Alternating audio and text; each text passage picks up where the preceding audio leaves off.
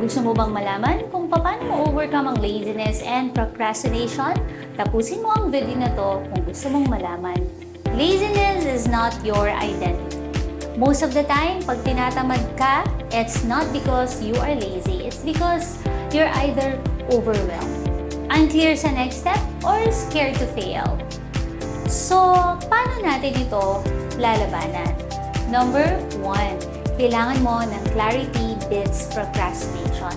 Ilista mo lang yung mga next 1 to 2 steps na gagawin mo. At hindi mo kailangan tapusin lahat yan. Umpisahan mo lang. Number 2, energy creates motivation. Huwag mong hintayin ang gana, gumalaw ka muna. Then, susunod na yung gana.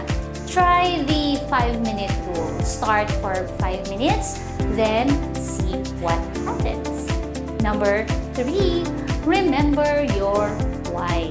Tinatamad ka kasi nakalimutan mo kung para saan. Balikan mo, try mo lang. Bakit mo to sinimulan? At para kanino ba siya? Mga momshi, tamad ka today? It's okay. Pero huwag mo hayaang maging bukas ulit.